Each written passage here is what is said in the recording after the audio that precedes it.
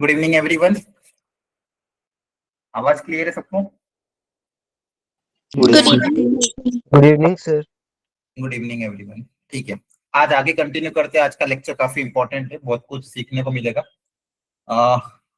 आज के लेक्चर में 3D के कुछ इंपॉर्टेंट वेराइटीज हम कवर करेंगे। लेकिन इसमें इंपॉर्टेंट ये रहेगा कि आप लोग भी अपना थॉट प्रोसेस डेवलप करो, मतलब पार्टिसिपेटरी होना चाहिए लेक्चर।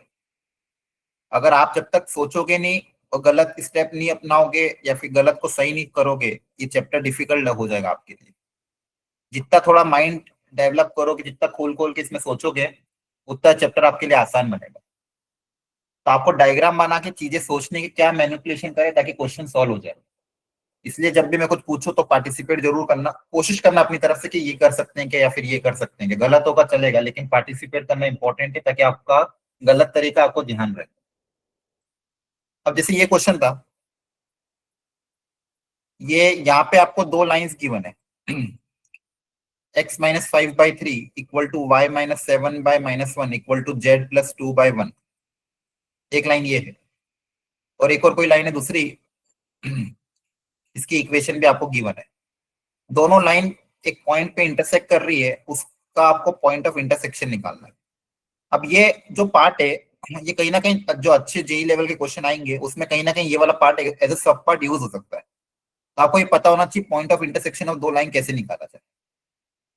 तो बताओ इसमें तरीका क्या अपनाया जा सकता है ये पॉइंट पी निकालने के लिए? सोचो क्या करें ताकि पॉइंट का पी का कोऑर्डिनेट आ जाए।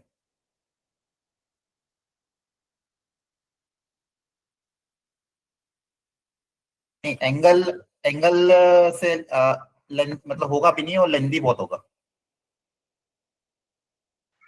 थोड़ा और सोच करो सर जिस हाँ पॉइंट पे इंटरसेक्ट कर रहे हैं उस पॉइंट पे उसका परपेंडिकुलर वेक्टर फाइंड कर सकते हैं। नहीं, परपेंडिकुलर वेक्टर फाइंड करने से भी आइडिया नहीं लगेगा। और सोचो।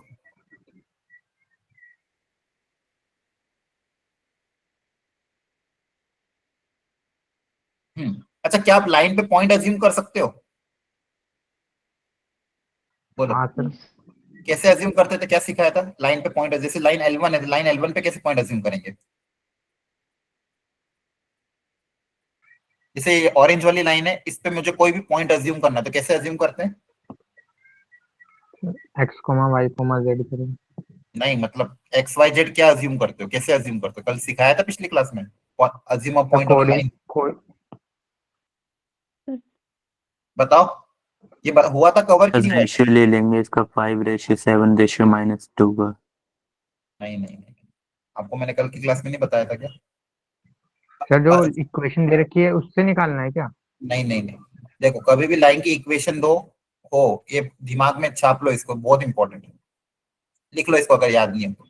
Assuming a point on a line, line की इक्वेशन अगर गिवन हो, अगर आपको पॉइंट अज्यूम करना तो इसको लैम्डा से इक्वेट कर दो, और लैम्डा से इक्वेट करके एक एक करके एक्स वाई जेड निकालेंगे, एक एक करके एक्स वाई जेड निकालेंगे। सब लोग ध्यान से देख लो इसको, ये बार बार यूज होगा हर क्वेश्चन में।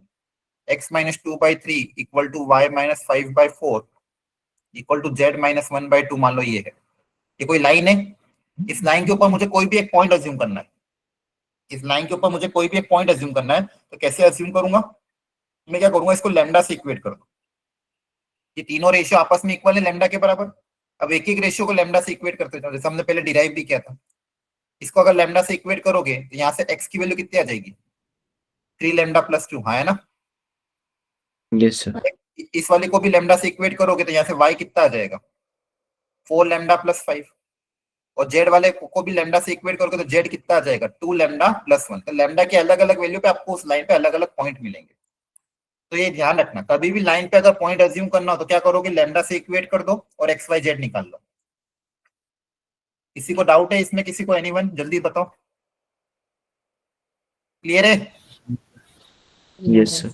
ठीक है, ध्यान रखना इंपॉर्टेंट है। तो कभी भी लाइन पे अगर कोई दो लाइन है तो एक को लैम्डा से इक्वेट कर दो, एक को म्यू से इक्वेट कर दो। कभी भी लाइन पे कोई भी पॉइंट अज्यूम करना तो सबसे अच्छा तरीका यही होता है, यही तरीका अपनाना है। लैम्डा से इक्वेट करो, देखो लाइन के ऊपर वो जो x1 y1 z1 होगा तो वो तो फिक्स पॉइंट, वो तो एक फिक्स है, कोई ना कोई एक पॉइंट। मुझे जनरल पॉइंट अज्यूम करना है।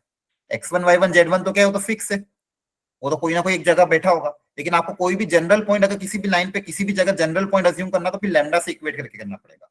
लैम्डा के अलग अलग वैल्यू के लिए आपको अलग अलग पॉइंट मिल सकते हैं। तो कभी भी लाइन पे कोई जनरल पॉइंट अज्यूम करना हो, एनी जनरल पॉइंट, तो आप कैसा होगा, ऐसे होगा। सेम यहाँ पे भी आप कर सकते हैं। कहाँ गया क्वेश्चन? जैसे दोनों लाइन किसी पॉइंट पी पे इंटरसेक्ट कर रही है, तो लाइन L1 पे पॉइंट पी का कोऑर्डिनेट बताओ क्या हो जाएगा इसको अगर मैं लैम्डा से इक्वेट कर दूं? बोलो, एक्स कोऑर्डिनेट कितना आएगा? 3 lambda plus 5. Sir, 3 lambda plus 5. हाँ, Y coordinate 7 minus lambda. 7 lambda minus 5. Okay, Z coordinate Lambda minus 2. -2। सबको समझ में आ रहा है? तो लाइन L1 पे आपने कोई भी एक जनरल पॉइंट ये वाला पॉइंट अज्यूम कर लिया लैम्डा के टर्म्स में, एनी डाउट? बहुत इंपॉर्टेंट है, ध्यान से समझते जाना, कंसंट्रेट होके। दूसरा लाइन L2 पे भी कोई एक पॉइंट अज्यूम कर लिया, मान लो इसको इक्वेट कर दिया म्यू से मैंने, तो लाइन L2 पे भी एक पॉइंट अज्यूम करते हैं म्यू के टर्म्स में, तो आ जाएगा -36 म्यू -3, 2 म्यू +3 और 4 म्यू +7 +6। करेक्ट है? Yes, sir. ओके। अब ये दोनों के दोनों पॉइंट बेसिकली एक ही तो पॉइंट है, क्योंकि दोनों पॉइंट एक जगह ही लाई कर रहे हैं, तो मतलब इसका एक्स कोऑर्डिनेट, इसका Yes. वाई कोऑर्डिनेट और इसका जेड कोऑर्डिनेट ये सब आपस में इक्वल होगा। हाँ है ना? Yes. अब Yes, आपके sir, पास होंगे। 3 इक्वेशन है, 2 अननोन है, तो पहले दो की शुरू की 2 इक्वेशन से लैम्डा और म्यू निकालो, फिर चेक भी करना, क्रॉस चेक के थर्ड को सेटिस्फाई कर रहा है कि नहीं कर रहा। करो सॉल्व इसको। शुरू की 2 इक्वेशन को इक्वेट करके लैम्डा और म्यू पता करो। Everyone try in the copy, बैठे मत रहना, ट्राई करना।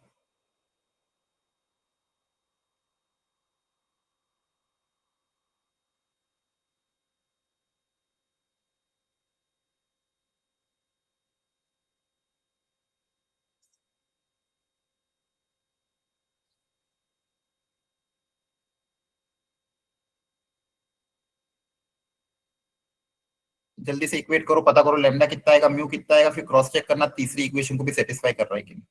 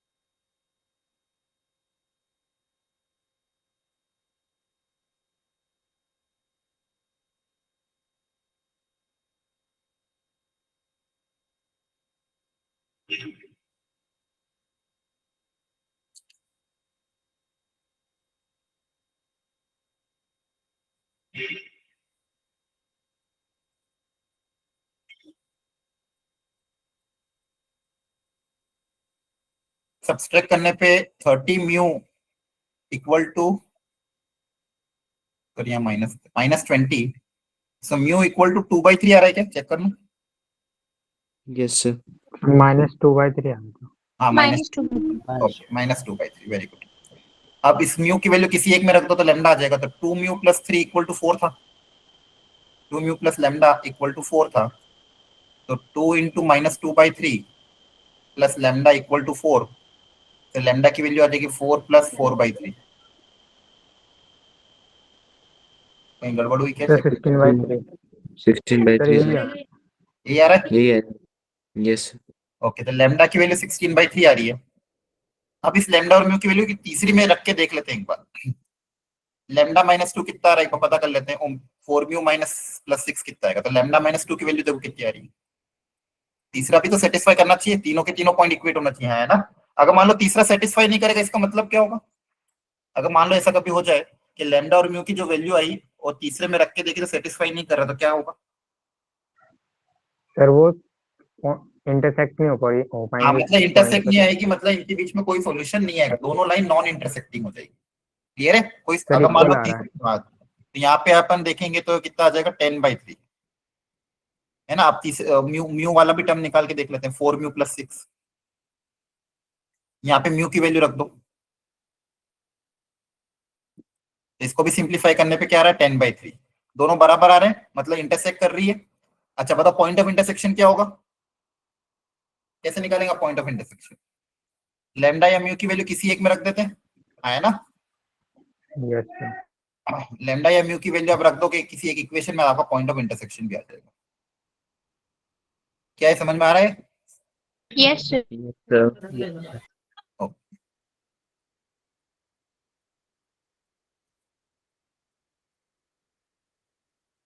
तो आप पी क्या था 3 लैम्डा + 5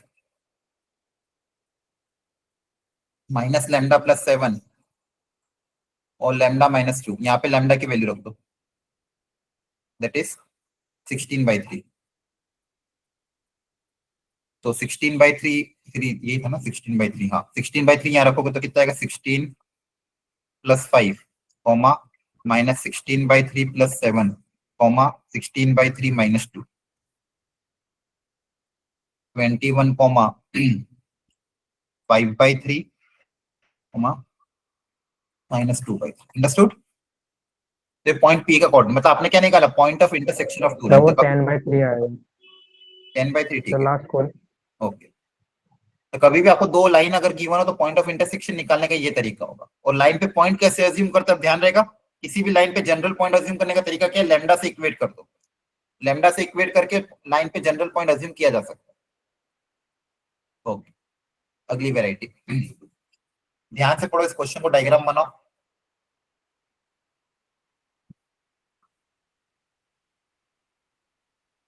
अच्छा किसी लाइन का डायरेक्शन रेशियो दिया हुआ, लाइन का डायरेक्शन रेशियो दिया हुआ मतलब क्या दिया होगा,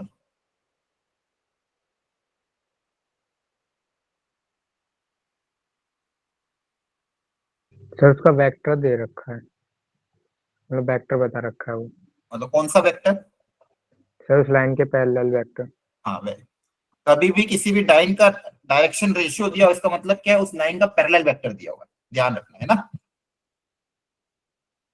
किसी भी लाइन का डायरेक्शन रेशियो दिया है मतलब उस लाइन का पैरेलल वेक्टर दिया हुआ। डायग्राम बनाओ, दो लाइन है L1 L2।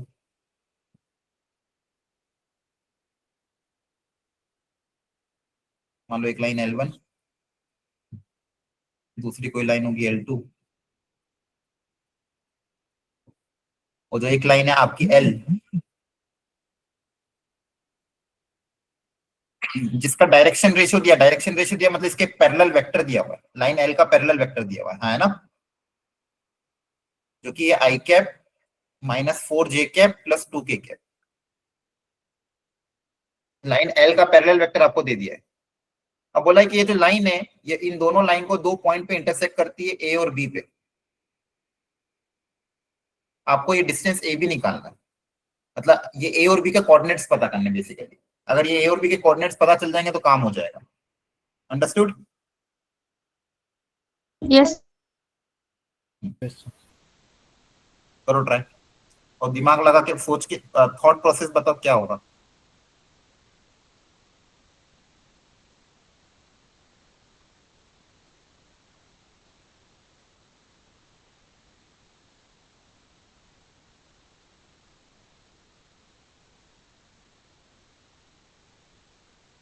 कैसे निकालेंगे A और B कोऑर्डिनेट, डायग्राम को ध्यान से देखो उसी से सब कुछ आइडिया लगेगा।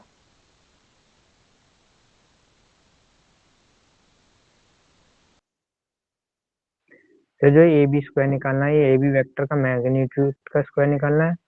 हाँ हाँ A B डिस्टेंस निकालना है, A से B के बीच में डिस्टेंस। ठीक है सर। सोचो थोड़ा क्या क्या कर सकते हैं इसमें, मैं A कैसे निकालू B कैसे निकालू। डायग्राम में आपको दोनों लाइन की इक्वेशन पता है और उस लाइन का पैरेलल वेक्टर पता है, दोनों लाइन की इक्वेशन पता है उसका पैरेलल वेक्टर पता है, ऐसा क्या करें ताकि ये हो जाएगा। सर हम दोनों इंटरसेक्शन पॉइंट को निकाल के फिर उनका डिस्टेंस निकाल सकते दोनों इंटरसेक्शन पॉइंट, तो पॉइंट A कैसे निकालूं, हैं। पैरेलल वेक्टर और ये वाला लाइन L1 का। नहीं तो पॉइंट ए पता कैसे करो? सर जो वेक्टर दे रखा है उससे इक्वेशन बनानी पड़ेगी जो लाइन कट कर रही है, इंटरसेक्ट कर रही है। नहीं, सबसे पहले क्या करेंगे बताओ, ये सोचो। आपको लाइन L1 की इक्वेशन गिवन है, इसका कैसे यूज करोगे? L1 और L2 की इक्वेशन गिवन है, L1 और L2 की इक्वेशन। हाँ बोलो, हाँ सिमरन बोलो। ए बी के कोऑर्डिनेट्स पता करेंगे। हाँ, ए बी की कोऑर्डिनेट्स कैसे पता करोगे? मतलब कैसे पता करोगे, लैम्डा के टर्म्स में या क्या करोगे? बोलो, सही जा रहे हो, थोड़ा पूरा लैम्डा करो ना उस चीज को। डायरेक्शन सही है, बस थोड़ा सा और सोचना है। देखो, लाइन L1 पे पॉइंट ए अज्यूम कर सकते हो। Yes sir. सर जो हमें जो गिवन वेक्टर है उसकी उससे जो जिसके भी पैरेलल वो लाइन वो वेक्टर है जिस लाइन के पैरेलल जो इंटरसेक्ट कर रही है उसकी इक्वेशन लिखनी पड़ेगी। उससे फिर हम जो इंटरसेक्शन पॉइंट है उसको निकाल सकते लाइन हैं। एल की अगर आपको इक्वेशन लिखनी है तो लाइन एल की इक्वेशन निकालने के लिए आपको पैरेलल वेक्टर और एक पॉइंट चाहिए। तो पैरेलल वेक्टर तो है, लेकिन लाइन पे एल पे कोई भी पॉइंट नहीं पता है ना, तो आप लाइन एल की इक्वेशन नहीं लिख सकते। अगर लाइन एल तो की, हाँ, सर जो पॉइंट इंटरसेक्ट हो रहा है उसी पॉइंट को हम मान सकते हैं ना, उसके ऊपर ही होगा वो। लैम्डा के टर्म्स में आएगा ना।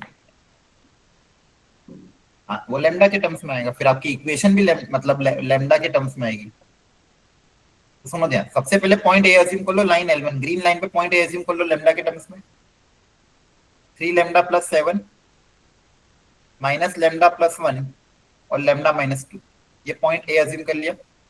इसी तरह से पॉइंट बी अज्यूम कर लिया लाइन L2 पे, 2 म्यू 3 म्यू प्लस 7 और म्यू। ए अज्यूम कर लिया, बी अज्यूम कर लिया। अब बताओ क्या करें, लैम्डा और म्यू निकालने के लिए क्या तरीका अपना है? अभी पैरेलल देखो, लाइन दोनों लाइन की इक्वेशन का यूज कर लिया, अभी पैरेलल वेक्टर का यूज कैसे करें? इस पैरेलल वेक्टर का यूज कैसे करें?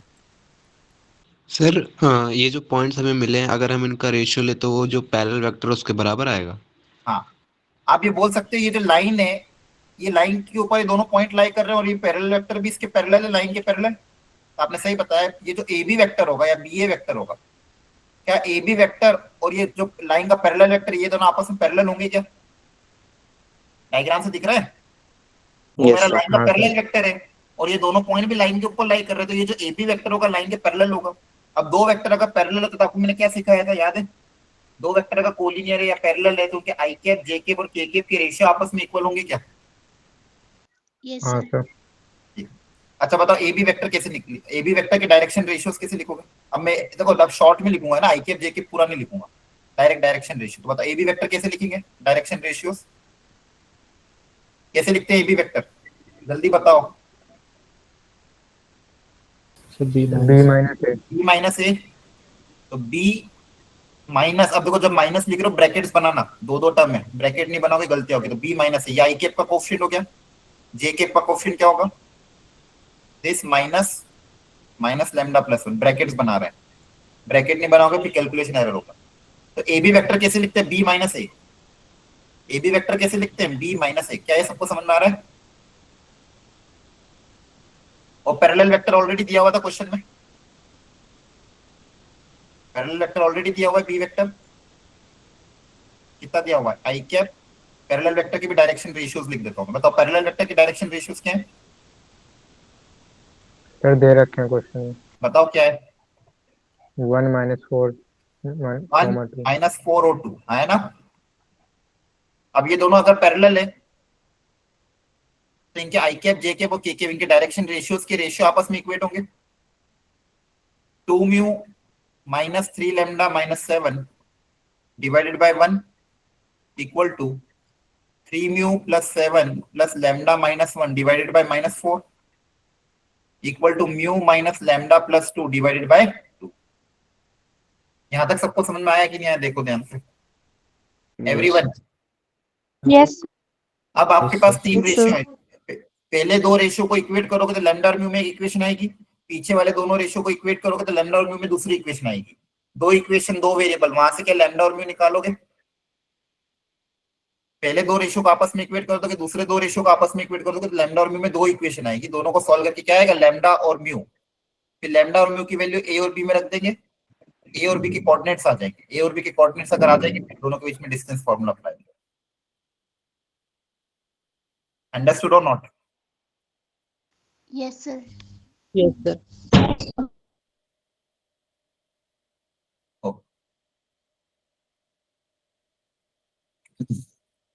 इन दोनों को सॉल्व करके लैम्डा और म्यू निकलेगा आपका। लैम्डा की वैल्यू आएगी -5, म्यू की वैल्यू आएगी -3।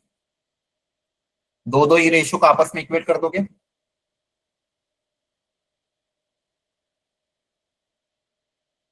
से भी पॉइंट ए आ जाएगा,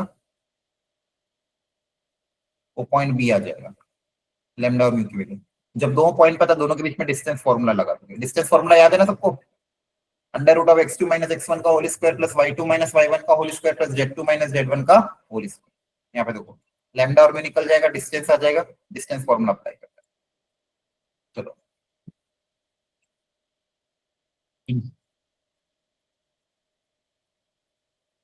देखो इस क्वेश्चन को,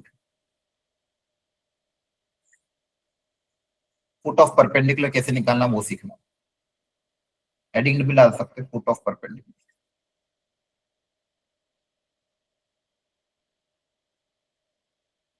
और इमेज ऑफ अ पॉइंट। अगर फुट ऑफ परपेंडिकुलर आ जाएगा तो इमेज भी आ जाएगी।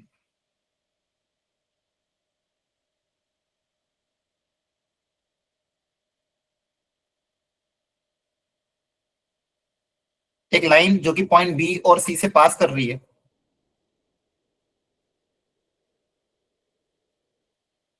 और एक पॉइंट है ए, आपको फुट ऑफ परपेंडिकुलर पता करना है। क्या पता करना है? Foot of perpendicular. सबसे पहले लाइन की इक्वेशन निकालो सब लोग, बी और सी से पास होने वाली लाइन की इक्वेशन निकालो। क्या लाइन की इक्वेशन निकालना आ जाएगी? कैसे निकालोगे? कल सिखाया था, दो पॉइंट से पास होने वाली लाइन की इक्वेशन। लाइन की इक्वेशन निकालने के लिए दो चीजें चाहिए, एक तो पैरेलल वेक्टर और एक पॉइंट। जल्दी पता करो लाइन की इक्वेशन क्या होगी।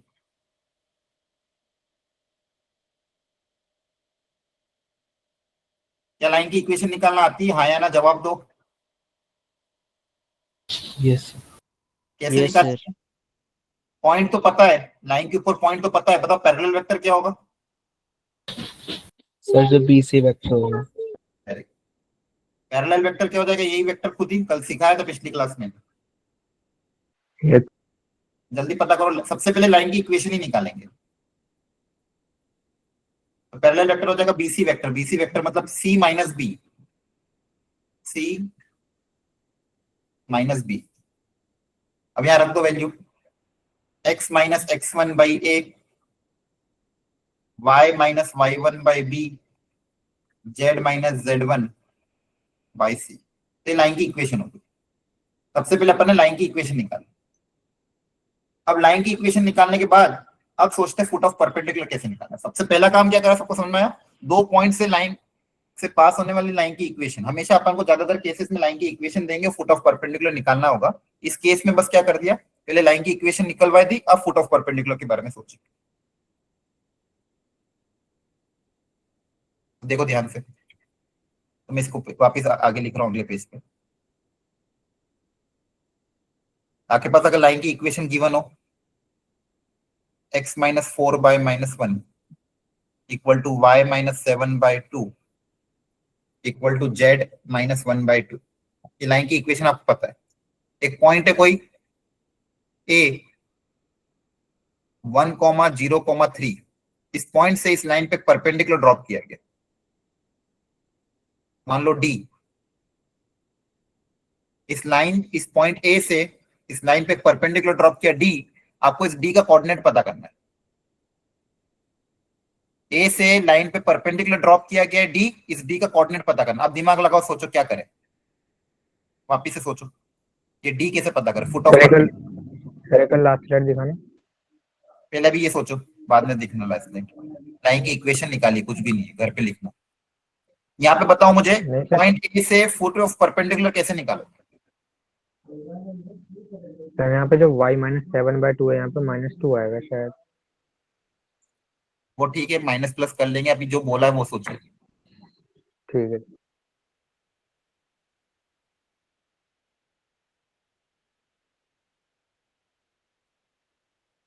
लाइन फुट ऑफ परपेंडिकुलर के लिए क्या थॉट प्रोसेस अपनाओगे वो सोचो सब लोग।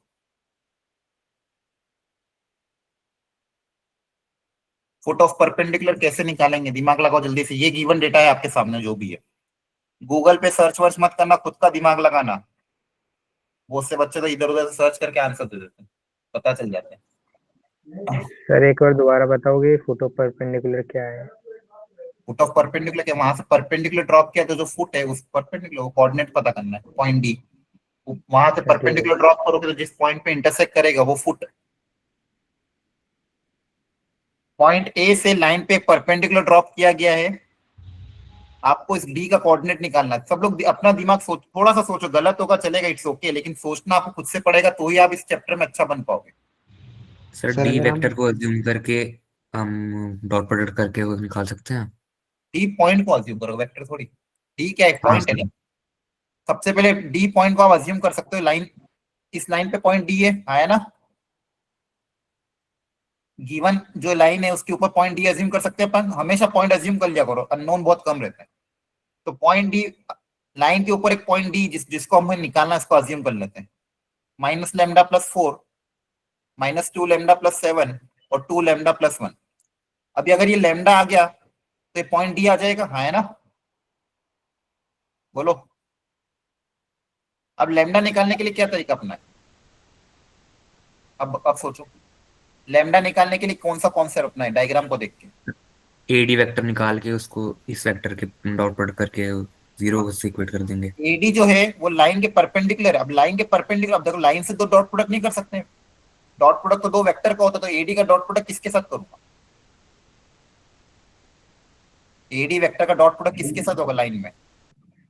Sir CD vector. नहीं, सर बीसी। बीसी वेक्टर भी कर सकते हो क्या? हाँ, मतलब या फिर ये बोलो ना लाइन का पैरेलल वेक्टर, हाँ है ना। Yes sir. Yes sir. क्योंकि हाँ हाँ, सर। आपको तो ज्यादातर केसेस में लाइन की इक्वेशन ही देंगे।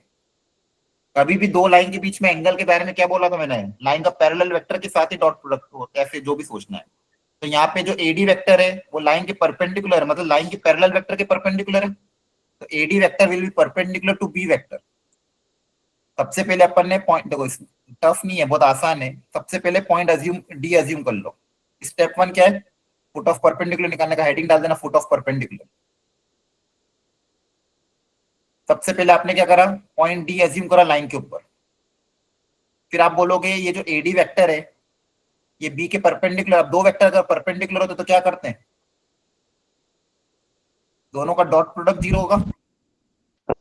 Yes sir. दो वेक्टर का परपेंडिकुलर, दोनों का डॉट प्रोडक्ट क्या होगा, 0। वापिस से आप एडी निकाला तो एडी मतलब डी वेक्टर माइनस ए वेक्टर, तो डी में से ए को माइनस करोगे तो डी माइनस ए। एडी वेक्टर कैसे निकलेगा, डी माइनस ए। देखो ये रहा डी, ये रहा A. Minus lambda plus 4 minus 1, minus 2 lambda plus 7 minus 0, 2 lambda plus 1 minus 3। ये एडी वेक्टर हो गया। और बी वेक्टर ऑलरेडी आपको पता ही है, माइनस 1 माइनस 2 और 2। इन दोनों का डॉट प्रोडक्ट करके 0 से इक्वेट कर दोगे तो लेमडा आ जाएगा, हाँ है ना, बोलो अंडरस्टूड और नॉट, क्लियर है सबको?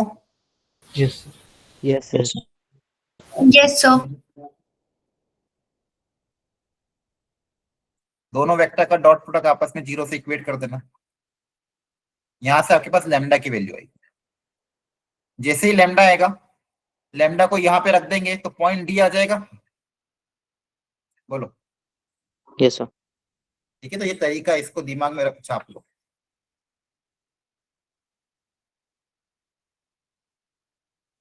तो पॉइंट डी का कोऑर्डिनेट आ जाएगा।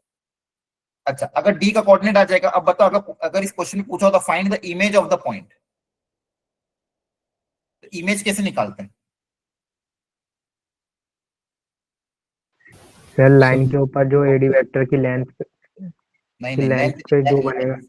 लेंथ से बहुत लेंदी जाएगा।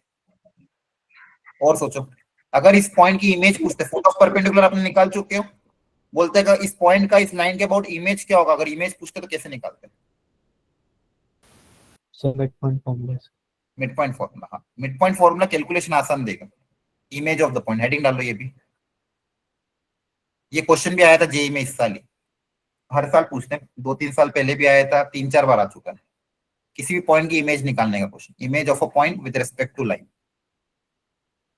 तो आप सबसे पहले कभी भी इमेज निकालनी तो सबसे पहले फुट ऑफ परपेंडिकुलर ही निकालोगे। स्टेप 1 क्या रहेगा, फाइंड फुट ऑफ परपेंडिकुलर। और फुट ऑफ परपेंडिकुलर कैसे निकालते हैं अभी सिखाया। कैसे निकालते हैं, पॉइंट डी अज्यूम करोगे, फुट ऑफ परपेंडिकुलर। ये मेथड याद रखना, मेथड याद रहेगा, कभी गलती नहीं होगी। फॉर्मूला याद करने के चक्कर में मत रहना, बहुत सी बार हुआ है फॉर्मूला बच्चे गलत अप्लाई करके आ जाते हैं। मेथड कभी नहीं भूलोगे आप। मेथड क्या है, एडी वेक्टर निकाल लो, पॉइंट डी अज्यूम कर लो सबसे पहले लाइन के ऊपर। लाइन के ऊपर पॉइंट कैसे अज्यूम करते पता ही आपको। फिर एडी वेक्टर निकाल लो, एडी वेक्टर और बी वेक्टर आपस में परपेंडिकुलर होंगे, दोनों का डॉट प्रोडक्ट क्या हो जाएगा, 0। क्लियर है, 1 0 3।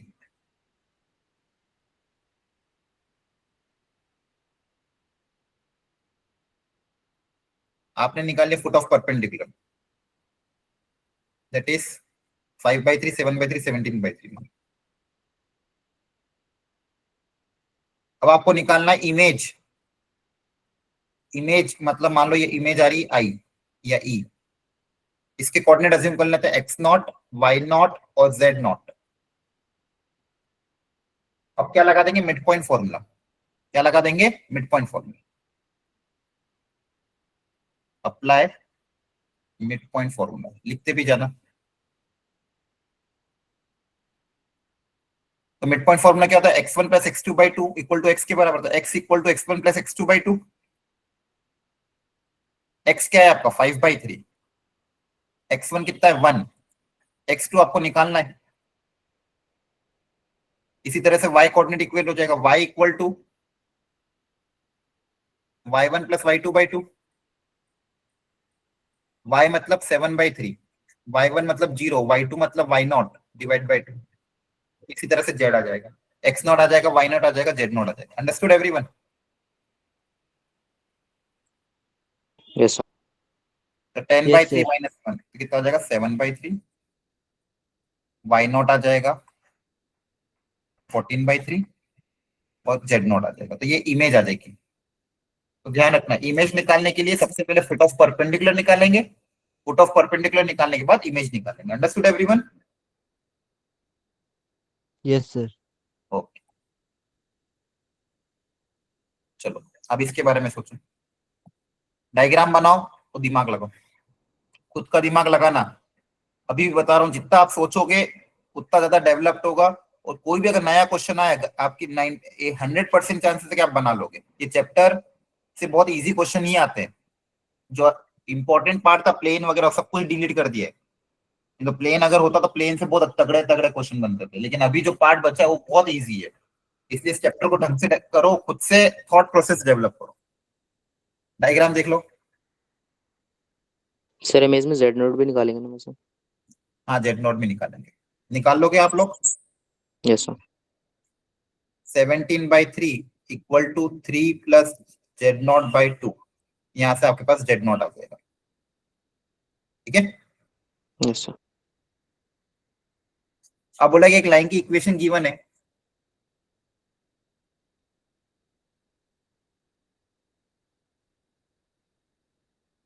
वो बोला कि find the equation of line passing through point 0,1,2। एक लाइन की इक्वेशन जो इस पॉइंट से पास कर रही है और इसको परपेंडिकुलरली इंटरसेक्ट कर रही है। इस लाइन को कैसे इंटरसेक्ट कर रही है, 90 डिग्री पे। तो आपको इस व्हाइट लाइन की इक्वेशन निकालनी है। अच्छा मैंने बताओ एक चीज बोली थी बार बार आपको, लाइन की इक्वेशन निकालने के लिए क्या क्या चाहिए? पैरेलल वेक्टर और डायरेक्शन रेशियो।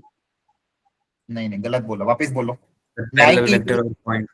पॉइंट भूलो मत, और बाकी लोग भी आंसर दिया करो, क्लास से रिमूव कर दूंगा नहीं तो एक एक करके। लाइन की और वैसे भी अब दिसंबर में 2 बैच बना रहा हूं मैं। बैच 1 में उसको ही रखूंगा जो रिस्पॉन्ड करते हैं, और बैच 2 में उनको रखूंगा जिनको जो रिस्पॉन्ड नहीं करते, ताकि आप एक जैसे बच्चे एक साथ बैठे रहना। तो लाइन की इक्वेशन निकालने के लिए 2 चीजें चाहिए, पॉइंट और पैरेलल वेक्टर। पॉइंट ऑलरेडी दिया हुआ है, अगर पैरेलल वेक्टर या फिर कुछ पता चल जाए तो काम बन जाएगा। या फिर पॉइंट, अगर लाइन की इक्वेशन निकालने के लिए या तो दो पॉइंट पता चल जाए या फिर पॉइंट और पैरेलल वेक्टर पता चल जाए। तो पॉइंट ए दिया हुआ है, अगर ये पॉइंट बी आ जाए तो भी मेरा काम बन जाएगा, क्योंकि अगर दो पॉइंट भी पता होंगे तो भी मैं लाइन की इक्वेशन निकाल सकता हूँ। चलो सोचो।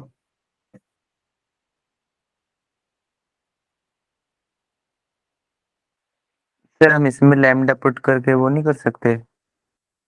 सर हाँ फुट तो ऑफ परपेंडिकुलर से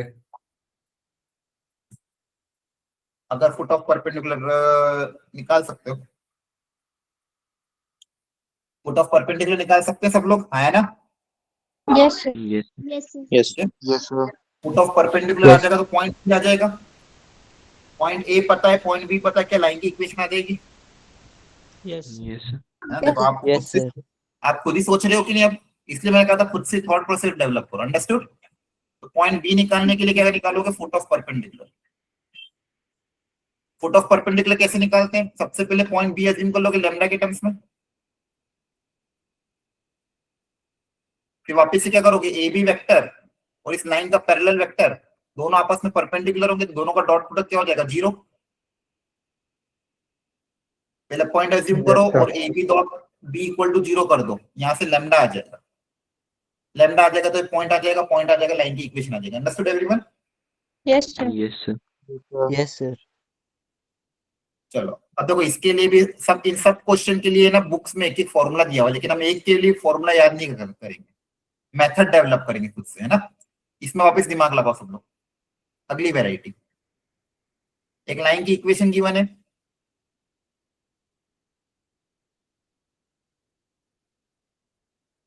और बोला एक पॉइंट है, इसका इस लाइन से परपेंडिकुलर डिस्टेंस निकालना है, तो बताओ कैसे निकालें?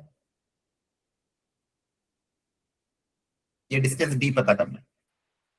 सर इस लाइन पे कोई पॉइंट एज्यूम करके डिस्टेंस फार्मूला से निकाल सकते लाइन पे पॉइंट अज्यूम करोगे, लेकिन वो लाइन पॉइंट तो जनरल पॉइंट होगा लैम्डा के टर्म्स में। सर क्वेश्चन में परपेंडिकुलर नहीं बोला लेकिन। डिस्टेंस परपेंडिकुलर ही होता है, नहीं तो इनफाइनाइट डिस्टेंस हो जाएंगे फिर। कुछ भी बोला नहीं तो परपेंडिकुलर ही होता है, assumption मारता है हमेशा, नहीं तो ऐसे तो बहुत सारे डिस्टेंस हो जाएंगे। बोलो सर जल्दी तो से फुट ऑफ फटाफट। परपेंडिकुलर निकाल के फिर से सर डिस्टेंस इसमें निकालना उसके foot of beach. Perpendicular sir वही पॉइंट करना है, अज्यूम वापस फुट ऑफ परपेंडिकुलर निकाल लोगे सर फुट निकालनी है। तो फिर देखो तीसरी वेराइटी में भी सेम काम करना है। फुट ऑफ परपेंडिकुलर निकाल के डिस्टेंस फॉर्मूला अप्लाई कर देंगे। यस सर तीनों वेराइटी में एक ही काम हो रहा है ना? तो एक क्वेश्चन आता है इमेज पे, अगर इमेज वाला क्वेश्चन आए तो भी फुट ऑफ परपेंडिकुलर निकालना पड़ेगा। परपेंडिकुलर लाइन निकालनी तो भी फुट ऑफ परपेंडिकुलर निकालना पड़ेगा। एक लाइन का एक पॉइंट से डिस्टेंस निकालना तो भी फुट ऑफ परपेंडिकुलर निकालना पड़ेगा। अंडरस्टूड? इसकी प्रैक्टिस कर Yes. लेना, हम लोग आगे करते हैं। तीनों क्वेश्चन की प्रैक्टिस अच्छे से करके फाइनल आंसर मैच करना। अगली वेराइटी, इसका डायग्राम बनाओ खुद से क्वेश्चन पढ़ के, और फिर सोचो कैसे करेंगे। खुद का दिमाग लगाओ सब लोग।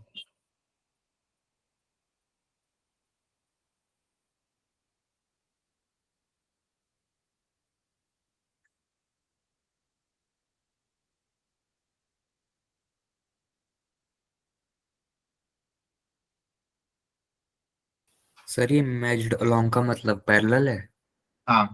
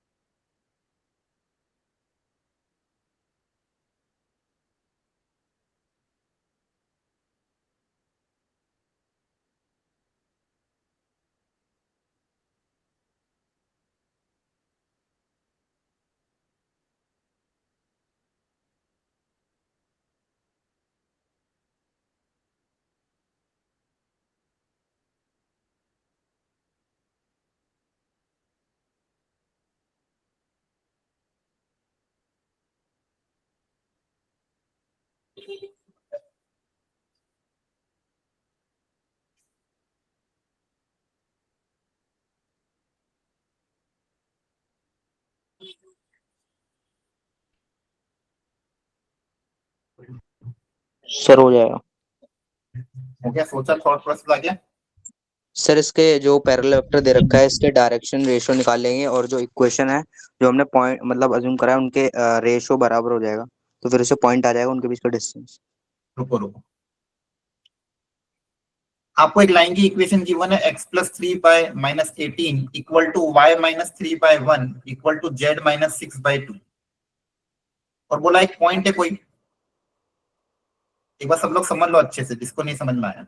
पॉइंट ए 5,7,-2 बोला इस पॉइंट का इस लाइन से डिस्टेंस निकालो, लेकिन इस बार डिस्टेंस जो निकालना है परपेंडिकुलर डिस्टेंस नहीं निकालना है, किसी और वेक्टर के अलोंग निकालना है। मान लो कोई ये कोई वेक्टर है जो कि गिवन है आपको 3i cap minus j cap plus k cap. इस वेक्टर के अलोंग मतलब इस वेक्टर के पैरेलल डिस्टेंस निकालना है।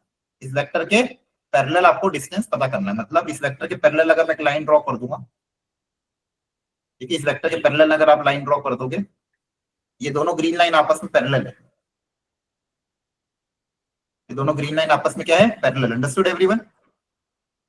Yes sir. Yes. वेक्टर के अलोंग, इस वेक्टर के अलोंग मतलब इस वेक्टर के पैरेलल आपको निकालना। तो मान लो ये यहाँ पे पॉइंट आ रहा है बी, तो आपको ये ए बी डिस्टेंस पता करना है। हाँ, अब बताओ क्या थॉट प्रोसेस आया? हाँ, एक एक करके बोलो। और किसी को आ रहा है हैंड रेस करो, रुको, जिसको भी आ रहा है हैंड रेस करो। हाँ, एक एक बोलो।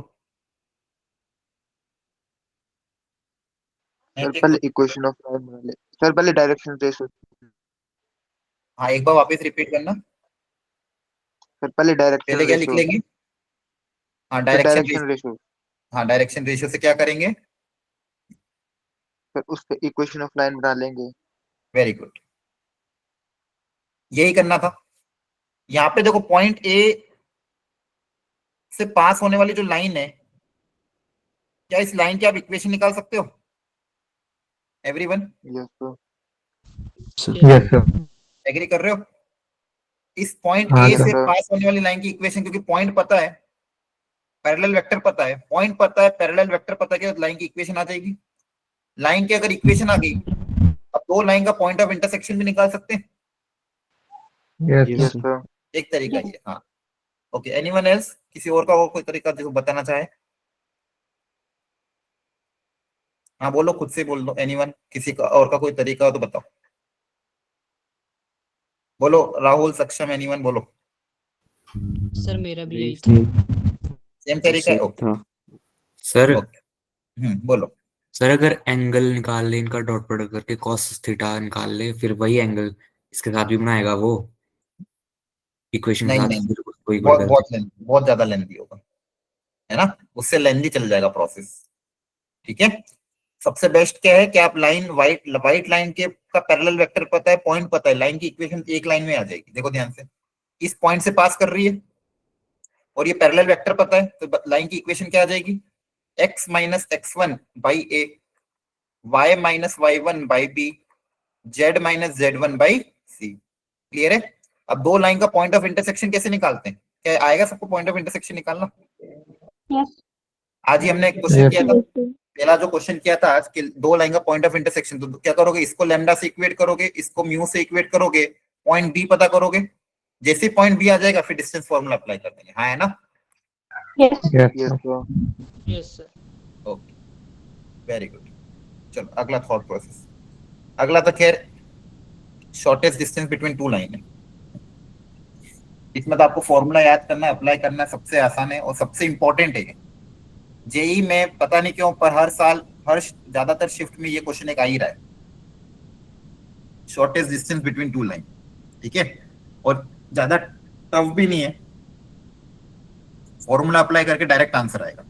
और आपके बोर्ड्स में भी क्वेश्चन आता है इसमें, जेई और बोर्ड्स दोनों पॉइंट ऑफ व्यू से इंपॉर्टेंट है।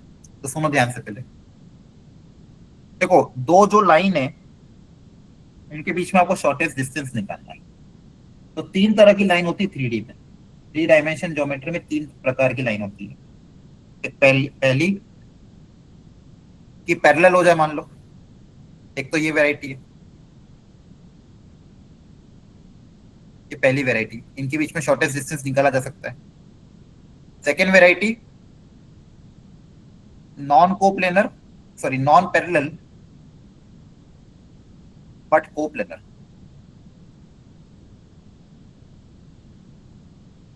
नॉन पैरेलल बट कोप्लेनर का मतलब क्या है, एक ही पेज पे लाई करेगी, आपके पेज पे मान लो आप दो लाइन बना दो कि जो कि पैरेलल नहीं है लेकिन कोप्लेनर, अंडरस्टूड। अब ये बेसिकली ये लाइन क्या हो जाएगी, इंटरसेक्टिंग लाइन। इसको अगर एक्सटेंड करोगे दोनों लाइन इंटरसेक्ट करेगी, तो बताओ दो अगर लाइन इंटरसेक्टिंग है तो उसके बीच में शॉर्टेस्ट डिस्टेंस कितना होगा? Sir perpendicular distance. नहीं नहीं नहीं, सर जीरो। जीरो। अगर दो लाइन इंटरसेक्टिंग है तो सबसे शॉर्टेस्ट डिस्टेंस तो जीरो ही होगा ना, दोनों इंटरसेक्ट करेगी तो सबसे कम डिस्टेंस तो जीरो ही आएगा, है ना? Yes. इंटरसेक्टिंग लाइन के बीच में शॉर्टेस्ट डिस्टेंस थोड़ी निकलेगा। क्लियर है? Yes. sir. तो कभी भी अगर ऐसा भी ध्यान रखना, कभी मान लो आप शॉर्टेस्ट डिस्टेंस निकाल रहे हो और आंसर जीरो आ रहा है, इसका मतलब क्या बोलोगे, लाइंस आर कोप्लेनर। यहां से भी कंडीशन आती है आगे जाके। कभी भी मान लो आप दो लाइंस के बीच में शॉर्टेस्ट डिस्टेंस निकाल रहे हो और मान लो शॉर्टेस्ट डिस्टेंस का फॉर्मूला अप्लाई करके फाइनल आंसर जीरो आ रहा है, तो आप क्या बोलोगे, lines are intersecting and coplanar. Understood? Mm. Coplanar मतलब इंटरसेक्टिंग। तो ये क्वेश्चन आया था जेई में कि check whether the following line are coplanar और नॉट। तो कभी भी दो लाइंस को, वेक्टर को नहीं बात कर रहा हूं, दो लाइंस को अगर आपको कोप्लेनर प्रूव करना है तो उनके बीच में शॉर्टेस्ट डिस्टेंस निकाल लो। उनके बीच का शॉर्टेस्ट डिस्टेंस अगर जीरो आता है मतलब दोनों लाइंस पैरेलल होगी, कोप्लेनर होगी, सॉरी दोनों लाइंस कोप्लेनर। और एक थर्ड वेराइटी होती है स्क्यू लाइंस। अब स्क्यू लाइन का मतलब क्या होता है, lines which are neither parallel nor intersecting, ना ही पैरेलल हो ना ही इंटरसेक्टिंग हो, मतलब नॉन कोप्लेनर है। अब इसको थोड़ा विजुअलाइज कैसे करेंगे, आप खुद से विजुअलाइज करने की कोशिश करो। अपने हाथ में दो पेन ले लो, ऐसी दो लाइन बनाओ जो कि पैरेलल भी नहीं हो और इंटरसेक्टिंग भी नहीं हो, उसको इनफाइनेटली एक्सटेंड करने पे भी इंटरसेक्ट ना करे। तो थोड़ा ऐसा विजुअलाइज, मान लो एक लाइन ये रही और एक लाइन ऐसी है, एक्स वाई प्लेन लैपटॉप में, के एक बाहर एक्स जेड प्लेन में। हाँ ये भी बोल सकते हो। एक्स वाई प्लेन में और एक्स जेड प्लेन नहीं, वो तो परपेंडिकुलर इंटरसेक्ट कर सकती है। एक parallel to X Y plane और एक जेड के पैरेलल, जेड से परपेंडिकुलर, वैसे बोल सकते हैं। मान लो एक लाइन ऊपर से जा रही है और एक लाइन ऐसे नीचे से जा रही है, एक लाइन ऊपर से जा रही है और एक लाइन नीचे से जा रही है। ठीक है, समझ में आया सबको? Yes. बोलो। Yes sir. तो यस ऐसी लाइंस कैसी होगी, neither parallel nor intersecting, neither parallel nor intersecting. इनके बीच में भी शॉर्टेस्ट डिस्टेंस निकाला जा सकता है। इसका डेरिवेशन काफी अच्छा है एक्चुअली में, हम डेरिवेशन पे भी समय नहीं देंगे। आप लोग ना एनसीईआरटी में देख सकते हैं इसका डेरिवेशन, ठीक है? ट्राई कर लेना जब भी टाइम फ्री, स्कूल में बैठे बैठे डेरिवेशन देख लेना जब भी स्कूल जाओ। तो अपन को बस इसका फॉर्मूला याद करना, पहली और तीसरी वाली का। वो फॉर्मूला अगर याद होगा काम हो जाएगा। और नॉन कोप्लेनर लाइन के बीच में शॉर्टेस्ट डिस्टेंस तो जीरो ही होता है। ठीक है, तो देखो डायग्राम बना लो, एक लाइन ऊपर से जा रही है, एक लाइन नीचे से जा रही है। तो मान लो आपको दो स्क्यू लाइन गिवन है, स्क्यू लाइन मतलब नाइदर पैरेलल नॉर इंटरसेक्टिंग। दोनों की इक्वेशन हमेशा गिवन होगी, या तो इक्वेशन वेक्टर फॉर्मेट में होगी या कार्टेशियन फॉर्मेट में होगी। तो लाइन L1 की इक्वेशन गिवन है, मान लो R1 equal to A1 plus lambda B1, जहां पे A1 आपका पोजीशन वेक्टर ऑफ द मतलब A1 क्या है, जहां से लाइन पास करती है उसका पोजीशन वेक्टर, और B1 आपका पैरेलल वेक्टर है, बताइए सबको।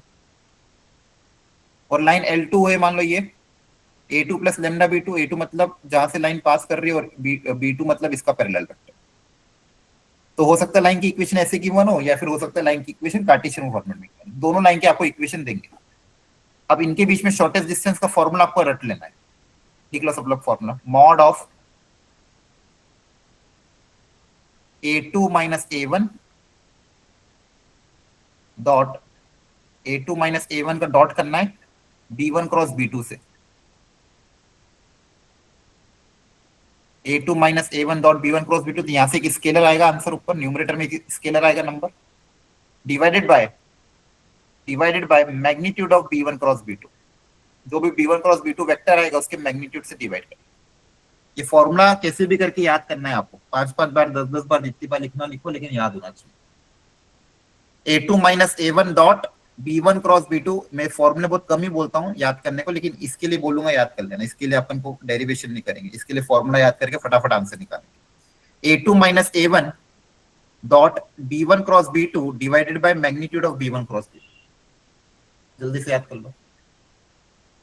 a2 minus a1 dot b1 cross b2 divided by magnitude of b1 cross b2। वहीं पे दो पैरेलल लाइन के बीच में डिस्टेंस का फॉर्मूला, अब देखो लाइंस अगर पैरेलल है तो b1 b2 सेम होंगे, तो दोनों का पैरेलल वेक्टर क्या होगा, सेम b वेक्टर, और इधर भी b वेक्टर। तो ये पहचानने का तरीका भी है। लाइन वो बोलेगा नहीं कि पैरेलल लाइन है, खुद से देख के पहचानना पड़ेगा, लाइन की इक्वेशन देख के पहचानना पड़ेगा पैरेलल है या नहीं है। तो अगर पैरेलल कैसे पहचानोगे, दोनों के पैरेलल वेक्टर का डायरेक्शन रेशियोज अगर इक्वेट करके देख लेना, दोनों के अगर पैरेलल वेक्टर के रेशियोज अगर आपस में इक्वल आ रहे हैं, मतलब लाइंस कैसी होगी, पैरेलल। और अगर पैरेलल लाइन है तो उनके बीच में डिस्टेंस का फॉर्मूला क्या हो जाएगा, a2 minus a1 cross b। अच्छा, न्यूमरेटर में तो एक वेक्टर आएगा, इसका magnitude divided by magnitude of b। Magnitude of a2 minus a1 cross b, a2 minus a1 cross b से जो वेक्टर आएगा उसके मैग्नीट्यूड को b के मैग्नीट्यूड से डिवाइड कर देंगे तो शॉर्टेस्ट डिस्टेंस आ जाएगा। इसको भी लिख लो, राइट फास्ट।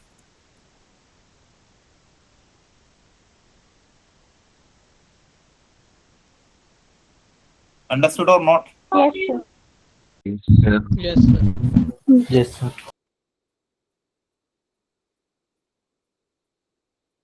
चलो करो सो, पैरेलल वाले में ट्राई करो, क्रॉस गलत तो प्रोडक्ट है। बचे। हाँ, क्रॉस प्रोडक्ट है। न्यूमरेटर में a2 minus a1 cross b करोगे, इससे जो वेक्टर आएगा उसका मैग्नीट्यूड निकालना है। करो सर।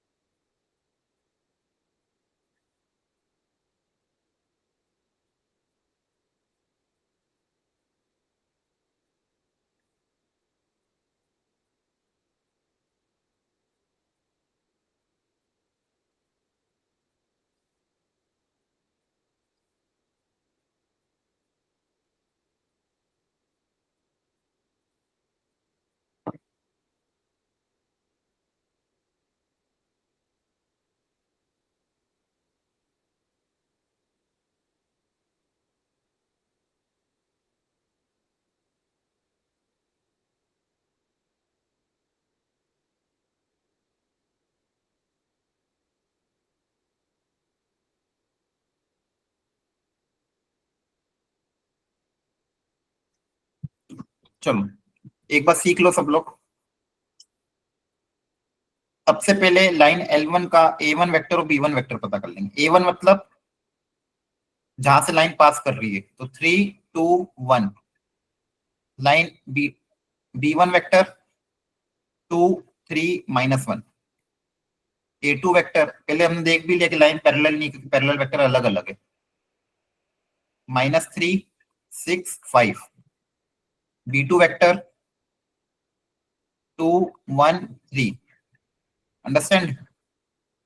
अब सबसे पहले स्टेप 1, सबसे पहले क्या निकालोगे?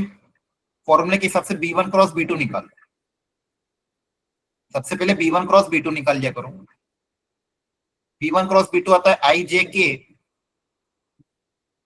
2 3 -1 2 1 3। इस डिटरमिनेंट को ओपन करके B1 क्रॉस B2 आएगा। कितना आ रहा है बताना? किसने निकाला? 9 minus 10 I cap I cap minus 8 J cap minus 5 beta. -4 की कर। ओके -4 के। ये B1 क्रॉस B2 आ गया। हाथों हाथ इसका मैग्नीट्यूड भी निकाल लो, क्योंकि मैग्नीट्यूड से डिवाइड भी करना है आपको। मैग्नीट्यूड आएगा √A² + B² + C²। A² + B² + C², √180।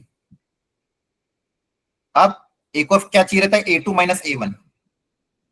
एक और वेक्टर क्या चाहिए रहता है? A2 - A1 vector. A2 - A1 पता कर लो। A2 में से A1 माइनस करना, तो -3 -3 -6 I कैप 6 -2 4 J कैप और 5 -1 4 K cap. Understood. A2 - A1 पता चल गया, B1 क्रॉस B2 पता चल गया। अब क्या करते हैं? इन दोनों का डॉट प्रोडक्ट लेते हैं, है ना?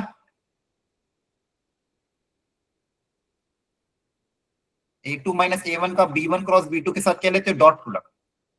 तो पहले दोनों वेक्टर को अलग अलग पता कर लो, फिर अब इन दोनों का डॉट प्रोडक्ट ले लो। तो आपको समझ में आ रहा है क्या हो रहा है? Yes, sir. बाकी यस लोगों सर। को इन दोनों वेक्टर का डॉट प्रोडक्ट लेना है। डॉट प्रोडक्ट कैसे लेते हैं? A1 A2 + B1 B2 + C1 C2। I का I के साथ मल्टीप्लाई, J का J के साथ, K का K के साथ। -6 × 10 60। 8 4 जा 32, 4 4 जा 16। चेक करना, -60 आएगा, सॉरी 108। क्लियर है? देखो एक बार, ये आ रहा है क्या? Yes, sir. यस अब सर। फाइनल आंसर में क्या होगा? फॉर्मूला अप्लाई कर दो। फॉर्मूला क्या था? Shortest distance between two line equal to mod of A2 - A1 cross, sorry dot B1 cross B2 divided by magnitude of B1 cross B2। ये formula था। तो A2 - A1 निकाला, B1 क्रॉस B2 निकाला, दोनों का dot product ले लिया। दोनों का डॉट प्रोडक्ट लिए कितना है? -108। और B1 क्रॉस B2 का मैग्नीट्यूड कितना है? 180, √180 मॉड है। तो फाइनल आंसर क्या आ जाएगा? 108 अपॉन √180। इसको सिंप्लीफाई करना। Understood everyone? Yes, sir. Yes sir. कर लोगे Yes, ना ऐसे sir. क्वेश्चन? आएंगे तो आ रहे हैं ऐसे जी Yes. क्वेश्चन जेई में। हाँ, option A is the correct answer. चलो ये पता करो, मेहनत करना अच्छे से। पहले लाइन की इक्वेशन निकालना पड़ेगी, या फिर देख लो कैसे करना है। लाइन की इक्वेशन की भी जरूरत नहीं है, A1 A2 B1 B2 निकाल लो, बस हो जाएगा काम। शॉर्टेस्ट डिस्टेंस निकालो दोनों लाइन के बीच में।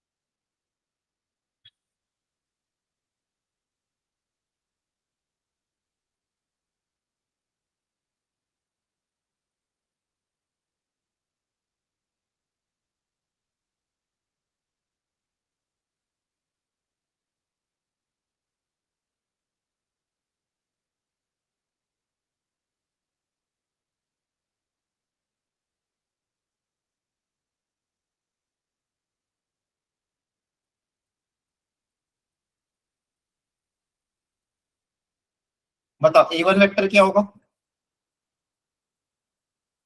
बोलो A1 वेक्टर, A1 वेक्टर का मतलब क्या होता है? Sir parallel vector to line 1। A1 vector line के ऊपर A वेक्टर का मतलब क्या होता है? पोजीशन वेक्टर उस लाइन की। उस लाइन के ऊपर कोई भी पॉइंट का पोजीशन वेक्टर। बार बार क्यों भूल रहे हो? R equal to A plus lambda B में क्या होता है? A मतलब point on the line, R equal to A plus lambda B में A क्या होता है? Point on the line, B क्या होता है? Parallel vector. तो A वेक्टर क्या होगा? Point on the line. तो लाइन के ऊपर दो पॉइंट गिवन है, कोई भी एक ले लो। तो बताओ पैरेलल वेक्टर कैसे निकालोगे?